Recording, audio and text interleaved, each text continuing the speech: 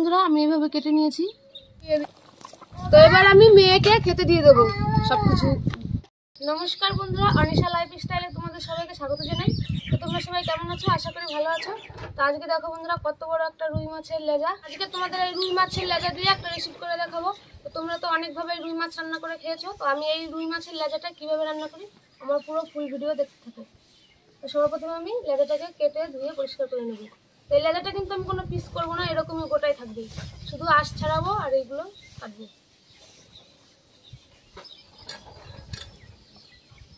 দেখো বন্ধুরা শুধু আঁশটাগুলো দেখো কত বড় বড়।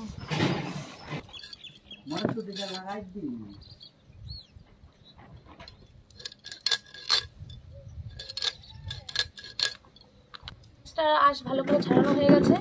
এই যে এবার আমি এই ছুরিটার সাহায্যে মাছের উপরে এভাবে কেটে নেব, যাতে ভাজার সময় বা রান্না করার সময় লবণ লঙ্কা ভালোভাবে ভেতরে ঢোকে। এটা যেহেতু পিস করব না, এরকমই থাকবে, হেভি দা চাকুটায়। দেখো বন্ধুরা আমি এইভাবে কেটে নিয়েছি। তো এবার আমি মাছটা ভালো করে ধুয়ে নিয়ে আসবো। মাছ ধোয়া হয়ে গেছে। তো এবার আমি এই মাছের লেজার রেসিপিটা করার জন্য যা যা মশলা লাগবে মশলাগুলো রেডি করে নেব। সবার প্রথমে আমি রসুন বেটে নেব।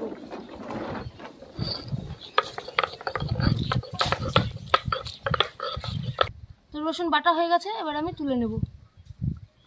এরপর আমি পেঁয়াজ বেটে নেব।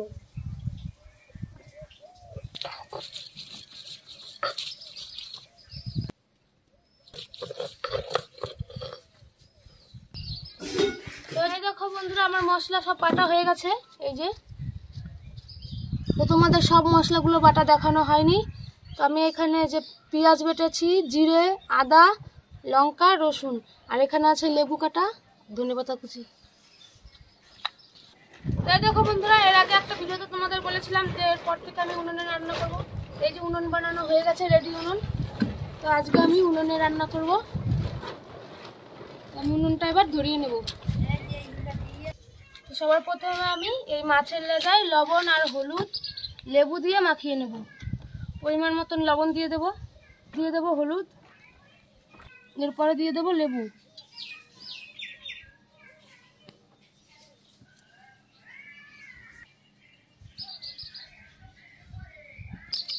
তো এবার আমি ভালো করে মাছের গায়ে লবণ লেবু আর হলুদ মাখিয়ে নেব।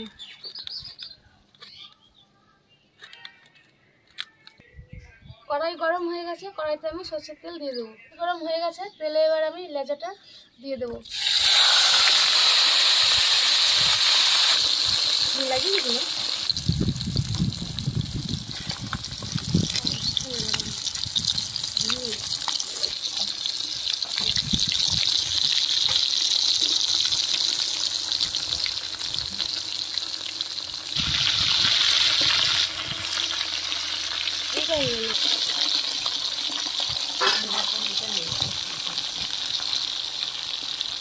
তাই দেখো আমার মাছ ভাজা হয়ে গেছে ভালো করে।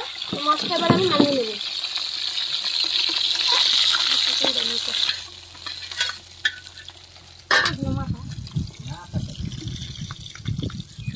আমি মাছ ভাজার তেল কিছুটা নামিয়ে রেখেছি, সেই তেলে গোটা জিরে ফোড়ন দিয়ে দেব।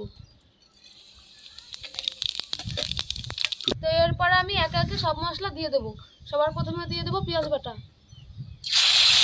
আদা বাটা, রসুন বাটা, লঙ্কা বাটা দিয়ে দেবো, জিরে বাটা দিয়ে দেবো। এরপরে আমি দিয়ে দেবো হলুদ,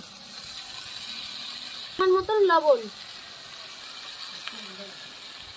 ভালো করে মশলাটা কষিয়ে নেব। আর টমেটো থাকলে তোমরা টমেটো দিতে পারো বন্ধুরা।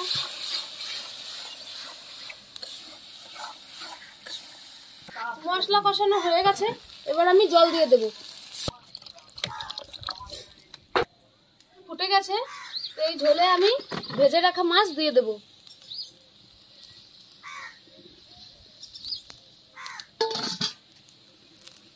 আরও কিছুক্ষণ আমি জাল দিয়ে নেব, যতক্ষণ এই ঝোলটা না শুকাচ্ছে ততক্ষণ আমি জাল দেব।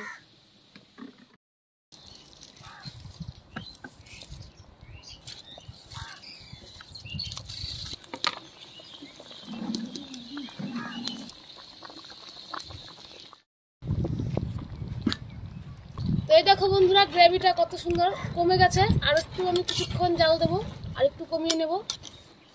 দেখো বন্ধুরা কত সুন্দর হয়েছে। তো তোমরা তো বাড়িতে অনেকভাবে রান্না করে খেয়েছো। যদি মনে হয় যে একই রকম রান্না খেয়ে খেয়ে বোর লাগছে, তখন এরকম একটু অন্যরকম রান্না করে খেয়ে দেখবে, তো খুবই ভালো লাগবে। তাই দেখো বন্ধুরা, তরকারি আমার হয়ে গেছে। তো এবার আমি গরম মশলা দিয়ে তারপরে দেবো ধনেপাতা কুচি।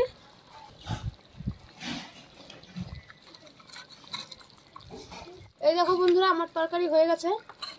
তো এবার আমি নামিয়ে নেব।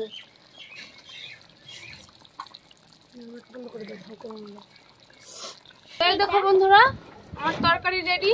এই যে আমার তরকারি নামানোর পরে এরকম হয়েছে দেখো। তো এবার আমি মেয়েকে খেতে দিয়ে দেবো সবকিছু রেডি করে নিয়ে। তাই দেখো বন্ধুরা, মেয়ে খেতে বসে পড়েছে। এই যে মেয়ের পাশে মেয়ের বাবাও আছে। তো এবার আমি খেতে দিয়ে দেবো। মাছিতে জালি খাচ্ছে।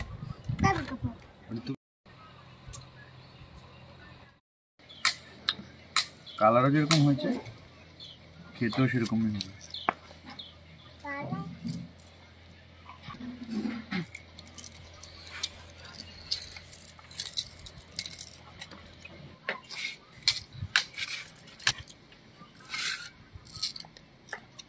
দেখুন মাছটা শুধু এত বড় রেখেছে বলে হয়নি তা না।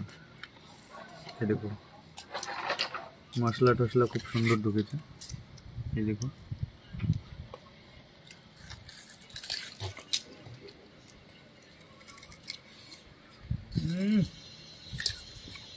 কি বলবো, আর কিছু বলার নেই। অপূর্ব খেতে হয়েছে সত্যি। এরকম ভাবে আপনারা বাড়িতে বানিয়ে খাবেন, কোনো কিছু বলতে হবে না, এত সুন্দর খেতে হবে কি বলবো আর।